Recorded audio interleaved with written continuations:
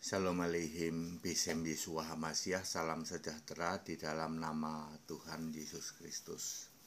Bersama saya, Pendeta Henry Tandianta, MBS ya.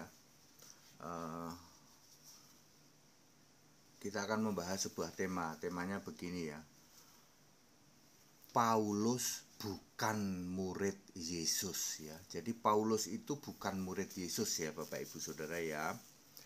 Jadi ada orang yang menganggap itu Paulus itu bertentangan dengan Yesus karena Paulus memang bukan murid Yesus ya.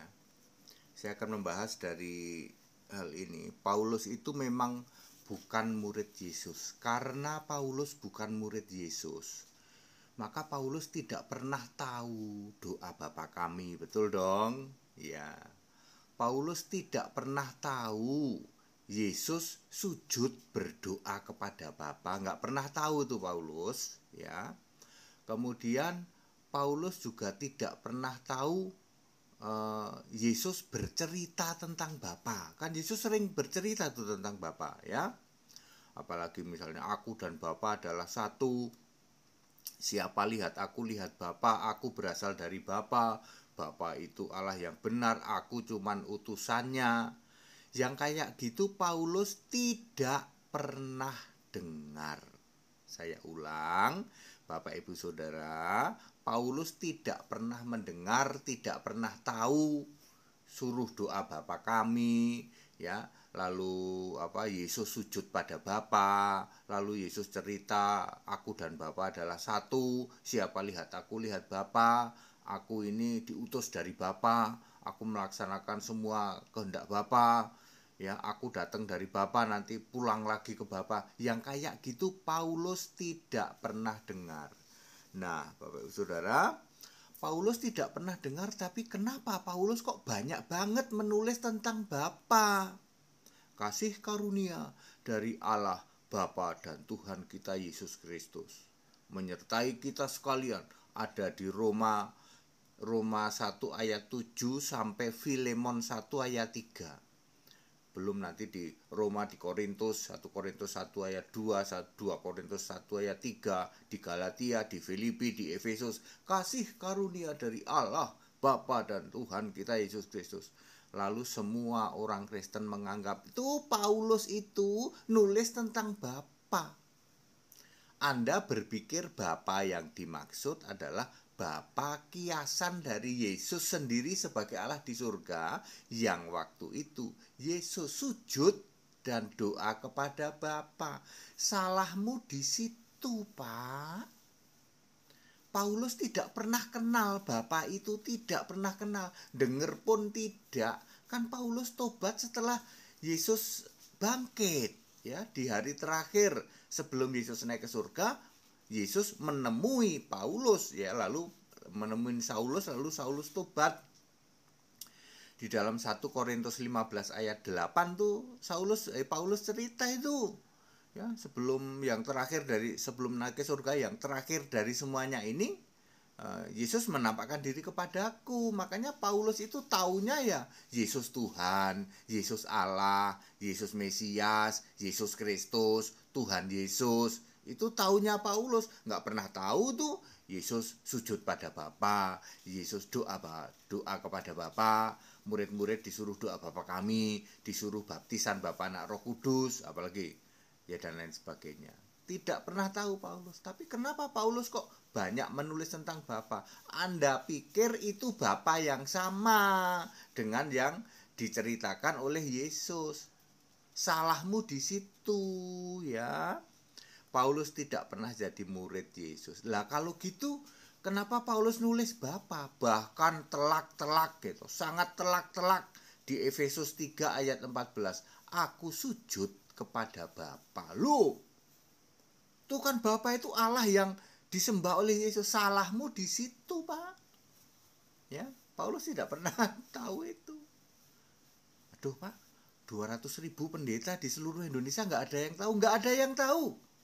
Malah super ngotot kan. Pendeta TD, kamu itu sesat. Karena Paulus saja nyebut-nyebut tentang Bapa. Kok kamu bilang udah nggak ada Bapa, nggak ada penyembahan terhadap Bapa? Paulus saja sujud pada Bapa. Masalahnya Bapa yang mana itu yang Anda nggak tahu ya. Paulus adalah ahli Taurat ya, di dalam tulisan-tulisan dia, aku ini orang Ibrani asli loh gitu. Di mana ya? Kalau nggak di, ya pokoknya di kitab-kitab di Korintus dia juga menyinggung-nyinggung, tapi di kitab lain, mungkin di Efesus juga dia, atau di Filipi dia juga nulis tentang itu. Aku ini, atau mungkin kalau nggak Filipi ya, Filipi 3 apa ya, Filipi 3 ayat, mungkin ayat ya situlah ya. Pokoknya di kitab-kitab di situ Paulus juga menulis, aku ini Yahudi asli ya, Yahudi asli dari suku Ibrani, ahlu Taurat ya. Wah, aku ini top markot top. Setelah aku kenal Yesus, aku anggap sampah itu ajaran Yahudiku, itu aku anggap sampah. Nah, cari kalimat itu, ada di kitab mana itu ya. Lalu Paulus ini juga ahli dalam kitab-kitab ya, tentu saja ya Tanak lah ya, Tanak itu perjanjian lama. Jadi Paulus itu tahu Yesaya 9 ayat 5 ya, seorang putra yaitu Yesus. Kan dia sudah dengar itu tentang Yesus, itu ada Yesus. Bahkan Stefanus pun dibunuh oleh atas persetujuan Paulus toh, atas persetujuan Saulus. Sebelum Yesus disalib pun Stefanus juga dibunuh atas persetujuan Saulus. Terus Saulus tahu Yesaya 9 ayat 5 ya, seorang putra. Nah, itu putra itu Yesus yang dilahirkan, gelarnya Bapa Kekal, Allah Perkasa ya, penasihat ajaib dan Raja Damai. Paulus tahu itu. Jadi Bapa yang dimaksud Paulus apa? Ya Bapa yang itu, yang Bapa Kekal itu. Lalu Paulus juga tahu tentang Yesaya 63 ayat 16, karena kata Bapa itu hanya ada dua, hanya di Yesaya 63 ayat 16 plus Yesaya 9 ayat 5. Di 9 ayat 5 jelas-jelas ditulis Bapa Kekal. Yesaya 63 ayat 16, Tuhan engkaulah Bapa kami, namamu adalah penebus kami sejak dari dahulu kala.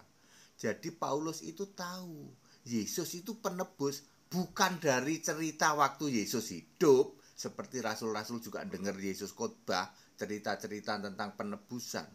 Paulus tahu bahwa Yesus itu penebus, Yesus itu adalah Bapa, dari Yesaya 63 ayat 16 plus Yesaya 9 ayat 5. Makanya Paulus berani ngomong, aku sujud kepada Bapa di dalam Efesus 3 ayat 14. Lalu di ayat 15 dijelaskan Bapa itu yang dimaksud Paulus adalah yang namanya turun-temurun diterima di surga dan di bumi. Lalu di ayat paling bawah itu Yesus Kristus, itulah nama yang turun-temurun. Jadi clear, Paulus sujud kepada Bapa, maksudnya kepada Yesus. Anda pikir Bapa adalah Bapa yang Yesus juga sujud, salahmu di situ.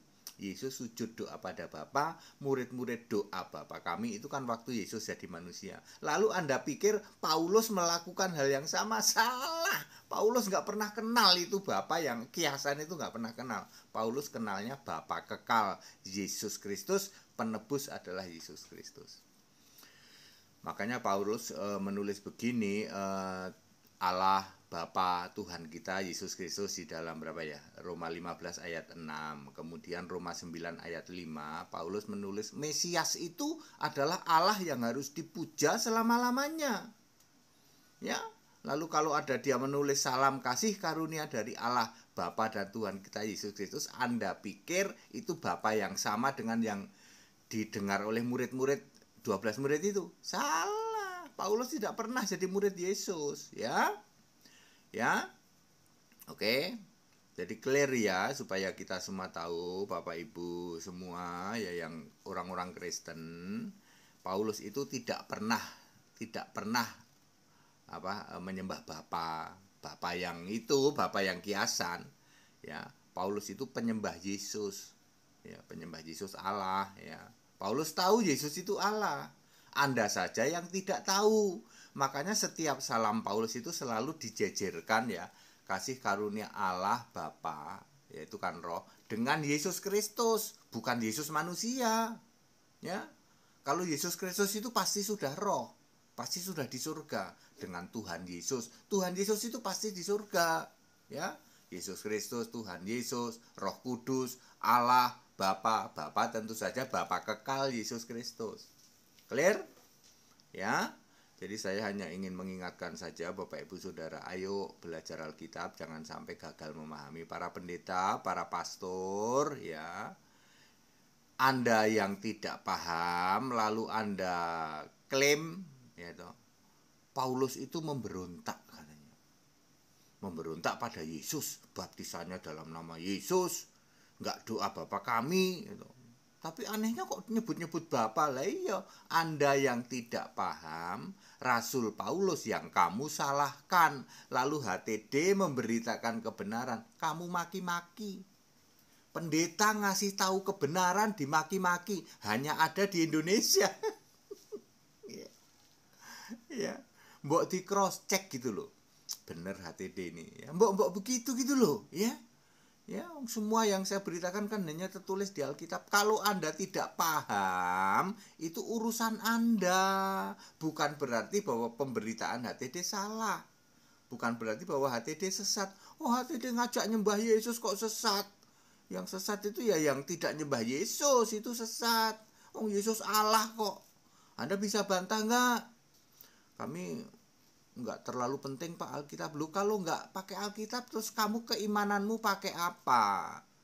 Ya, Yohanes 17 ayat 17, firmanmu adalah kebenaran. Yohanes 14 ayat 6, Yesus adalah kebenaran. Jadi orang Kristen itu standarnya harus Alkitab, standarnya harus Yesus. Tidak bisa kamu bilang, aku pakai standar ajaran gereja. Maka kamu menggenapi Markus 7 ayat 7 dan 8. Ajaranmu perintah manusia, percuma kamu ibadah. Ya, perintah Allah kamu abaikan untuk adat dan untuk tradisi gereja. Percuma kamu ibadah. Udah gitu mengklaim lagi masuk surga. Ya, untuk smart para pendeta, be smart para romo, be smart ya. Standar kita, standar kekristenan itu mutlak harus Alkitab, harus Yesus. Tidak ada itu standar kekristenan kok ajaran gereja. Tidak ada itu penyimpangan dari Tertullianus, dari Calvinis, dari Martin Luther, dan dari semua orang yang ngaku-ngaku bapak gereja zaman dulu. Ingat, standar kekristenan adalah Alkitab karena firmanmu adalah kebenaran, Yesus engkau adalah kebenaran. Ya. Baik, pada singkat dan clear, Paulus tidak pernah atau Paulus bukan murid Yesus. Jadi dia tidak pernah dengar yang namanya Bapa kiasan yang Yesus sujud kepadanya, doa Bapa kami, ya. Yesus cerita tentang Bapa tidak pernah dengar itu, ya. Baptisan Bapa Roh Kudus tidak pernah dengar itu Paulus, ya. Makanya Paulus nulis tentang Bapa yang dimaksud adalah Bapa kekal di dalam Yesaya 9 ayat 5 maupun sebagai penebus di dalam Yesaya 63 ayat 16. Very clear. Anda yang tidak paham, janganlah yang disalahkan malah Paulus. Kamunya tidak paham kok kamu nyalahin Rasul. Terus HTD memberitakan kebenaran yang jelas-jelas Alkitabiah, kamu maki-maki. Segala hormat kemuliaan untuk Yesus Allah yang benar. Bapak Ibu ikut sekolah Alkitab ya supaya ngerti kayak begini ya. Ya, kasihan kan? Ya, kasihan lo, kami itu kasihan lo. Coba Anda Kristen berapa puluh tahun? Selama ini ya Pak, kasih karunia dari Allah Bapa itu senjata kami, Pak. Ya, senjata kami buat menjustifikasi bahwa rasul-rasul itu masih menyembah Bapa. Lah iya, salahmu di situ. Tetap bersama saya Pendeta Henry Tandianta MBS ikut sekolah Alkitab ya. Ada program bahasa Indonesia, ada program bahasa Inggris. Haleluya, amin.